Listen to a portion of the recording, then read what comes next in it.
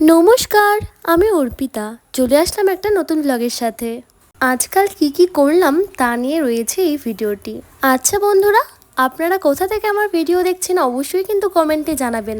কালকে গেছিলাম দিদি বাড়িতে। দিদি বাড়িতে নারায়ণ পূজা হচ্ছে, সেখানে প্রসাদ খেতে যাচ্ছি আমরা সবাই। আমার সাথে রয়েছে আমার ভাই, আর আমার মামাতো ভাইও ছিল সাথে, সঙ্গে মামাতো বোনও ছিল। আর সামনে দেখুন আমার দাদু রয়েছে। দিদি বাড়িতে গিয়ে অনেক চেনা মানুষের সাথেই দেখা হয়ে গিয়েছিল। আর দেখুন এখানে আমার ভাস্তিটি কত সুন্দর, ও কিন্তু খুবই মিষ্টি আর অনেক কিউট। দেখুন এখানে আরেকজন কিউটি, সব একদম কিউটের ডিব্বা। টাটা করে দাও, টাটা বাই বাই করে দাও, টাটা বাই বাই বাই। আপনি দিয়ে দাও একটা দেখলেন তো কত কিউট ও।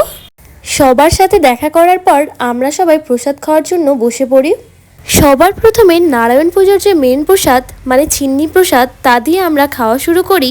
তারপর মেনুতে খিচুড়ি, ঘাটি সবজি, পোলাও, পনিরের তরকারি সবই ছিল। আর সব কিছুই কিন্তু অনেক টেস্টি ছিল। আমরা খাওয়া দাওয়া কমপ্লিট করে বাড়ির দিকে রওনা দিয়ে দিই। দেখুন আমার দুই ভাইকে, আমার ভাই আর আমার মামাতো ভাই খুব সুন্দরভাবে আমার দাদুকে ধরে ধরে নিয়ে যাচ্ছে। আসলে ছোটবেলায় যখন আমরা হাঁটতে চলতে পারতাম না, তখন কিন্তু এনারাই আমাদের হাত ধরে ধরে হাঁটা শিখিয়েছিল। তাই আমাদেরও উচিত ওনার এই বৃদ্ধ বয়সে আমরা যেন ওনাকে সাহায্য করতে পারি হাঁটতে, আমরা যেন ওনার সাহারা হতে পারি, এটাই আমাদের কর্তব্য। বাড়িতে পৌঁছেই এনাদেরকেও একটু খেতে দিয়ে দিলাম। আর দাদুও বলল সকালবেলা আমরা সবাই মর্নিং ওয়াকে যাব। দাদুর কথা মতো সকাল সকাল বেরিয়ে পড়ি মর্নিং ওয়াকে যাওয়ার জন্য। ভাই বোনেরা ওরা ঘুম থেকে ওঠেনি, তাই শুধু আমি আর দাদুই গিয়েছিলাম মর্নিং ওয়াকে। জানেন তো আজকে কিন্তু খুব একটা সকালেও বের হয়নি, তাও বেলা করেই বেরিয়েছিলাম, এই 8টা সাড়ে 8টা নাগাদ। তাও ওয়েদারটা খুবই সুন্দর ছিল, তাই জন্যই যেতে পেরেছি। যদি সকাল সকাল রোদ থাকতো তাহলে কিন্তু আর যেতে পারতাম না। দেখুন রাস্তার ধারে কেমন মনে হচ্ছে যে ওটা মাঠ, কিন্তু ওটা কিন্তু আসলে মাঠ নয়, জলাশয়। জলাশয়ে সব আগাছাতে ভরে গিয়েছে, তাই দেখতে দূরের থেকে মনে হচ্ছে মাঠ। আর দেখুন কত শাপলা ফুল ফুটেছে। শাপলা ফুল ফুটলে কিন্তু খুবই সুন্দর দেখায়। আমার মা কিন্তু খুবই পছন্দ করে শাপলা ফুল। আমি মনে করি দিনের শুরুটা যদি আমরা পজিটিভভাবে সুন্দর চিন্তাধারার মাধ্যমে শুরু করি, আমাদের সারাদিনটাও খুব ভালো যায়। দেখুন এখানে একটা কিউটি। এই জলাশয়ে কিন্তু প্রচুর মাছ আছে। হয়তো আমার এই ক্যামেরার বা ভিডিওর মাধ্যমে আপনারা বুঝতে পারছেন না, কিন্তু এখানে প্রচুর পরিমাণে মাছ আছে। বিশেষ করে ছুটির দিনে অনেক লোকেরা সারিবদ্ধভাবে লাইন ধরে ধরে এখানে মাছ ধরতে আসে। আমি আপনাদেরকে অন্য কোনো দিন ভিডিও করে দেখাবো। আচ্ছা, আমার অনেক ভিডিওতেই আপনারা কমেন্ট করে বলেছেন আমার ভিডিওগুলো নাকি আপনাদের কাছে খুব ভালো লাগে। আসলে জানেন কি, আপনারা যে এত সুন্দর সুন্দর মন্তব্য করেন এটাতেও কিন্তু আমার খুবই ভালো লাগে। আপনারা খুবই ভালো আর অনেক সুন্দর সুন্দর কমেন্ট করেন, পজিটিভ কমেন্টই থাকে বেশিরভাগ। আপনাদের মানসিকতাও খুবই ভালো। আপনাদের এই সাপোর্টই আমাকে নতুন ভিডিও বানানোর জন্য উৎসাহিত করে। ভালো থাকবেন আপনারা। দেখুন এদিকে সাদা কালো দুজনই একই ফ্রেমে, এই জিনিসটা কিন্তু আমাকে খুবই আকর্ষিত করে দিয়েছিল। আবার এখানে দেখলাম লজ্জাপতি গাছ দিয়ে একদম ভরা।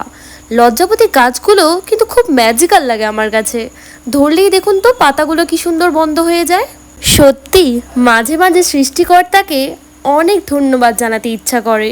তিনি এত সুন্দর সুন্দর জিনিস বানিয়ে রেখেছে, বলার মতো নয়। জানেন তো এখন কিন্তু আশেপাশে আর জোনাকি পোকা দেখতে পাই না। আগে কিন্তু অনেক জোনাকি পোকা দেখতাম।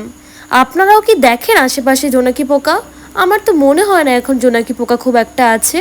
জোনাকি পোকাই ধরে নিন, কি সুন্দর কি সুন্দর লাইট জ্বলে ওদের গায়ে। দাদুর সাথে ফরেস্টের এইদিকে চলেই এসেছি। আমার দাদু আবার এখানে পাখিদের জন্য খাবার কিনে ওদেরকে খাওয়ার জন্য অনেকক্ষণ ধরে ডাকাডাকি করছিল। অনেক ডাকাডাকি করার পর কয়েকটা পাখি ওই ছাদের ওপর গিয়ে বসেছিল। অনেকক্ষণ ডাকাডাকি করার পরে এটা বুঝতে পারলাম আমরা হয়তো সামনে ছিলাম বলে ওরা ভয় পাচ্ছিল নিচে আসতে।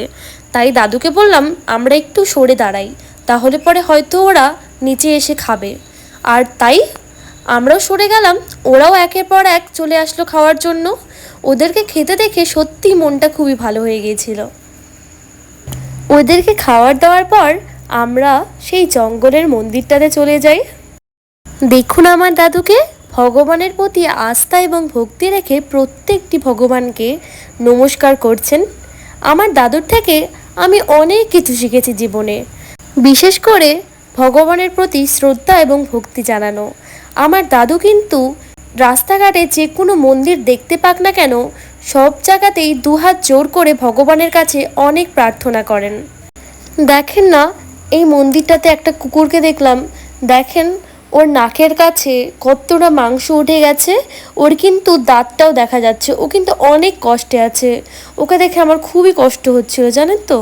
আর দেখুন এই কিউটিটাকে যতবারই যায় না কেন আমার কেন জানি ওর প্রতি একটা আলাদাই মায়া কাজ করে। ও অনেক কিউট আর অনেক শান্ত, কখনো কাড়াকাড়ি করে না, খুবই ভালো। আর সবাইকে আমার কাছে যতটা ছিল তা দিয়েই দু একটা করে বিস্কুট দিয়েছিলাম খেতে, ওরাও তাও খাচ্ছিল। আর এদিকে দেখুন আমার দাদু মহাদেবের কাছে প্রণাম জানাচ্ছিল। আমি যখনই এইদিকে আসি আমি শুধু একটা কথাই ভাবি, ওর সাথে আমার কখন দেখা হবে। ওর সাথে দেখা হওয়ার পর আমার খুবই ভালো লাগে। যখনই এখানে আসি আমি ওকে খুঁজতেও থাকি ও কোথায়। ওদেরকে বিদায় জানিয়ে চলে যাই একটা সামনের দোকানে, সেখানে পুরি খেয়ে আমার ব্রেকফাস্ট কমপ্লিট করি। ওই দোকানটারই বিপরীত দিকেই একটা গাছ আছে রাস্তার এপারে। ওই গাছটাতে অনেক কাঠবিড়ালি আছে। এর আগেও একদিন এসেছিলাম, তখন ওদের বিস্কুট দিয়েছিলাম। আজকে তাই ওদেরকে খোঁজার উদ্দেশ্যেই ওই দিকে চলে যাই। আমি যাওয়ার আগেই দুজন ওখানে ছিল যারা ওদেরকে খেতে দিয়েছিল, তখন কিন্তু দুজন বেরিয়ে এসেছিল। আমিও তাই ওদেরকে ডাকাডাকি করলাম অনেক, আর বিস্কুট দেওয়ার চেষ্টা করলাম।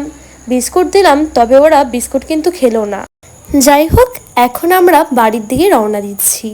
আসার সময় রৌদ্র না থাকলেও বাড়িতে যাওয়ার পথে কিন্তু অনেক রৌদ্র ছিল। মাছ ধরবি? হ্যাঁ, পারিস মাছ ধরতে? বাবা, কতক্ষণ ধরতে এখানে লাগবে দেখলাম এখানে? একটা ছোট্ট ভাই আবার মাছ ধরছে। অনেকক্ষণ। বাড়িতে পৌঁছে এই ভদ্রলোককে জল খেতে দিলাম। প্রথমে তো খাচ্ছিলই না, তারপর আবার খেলো।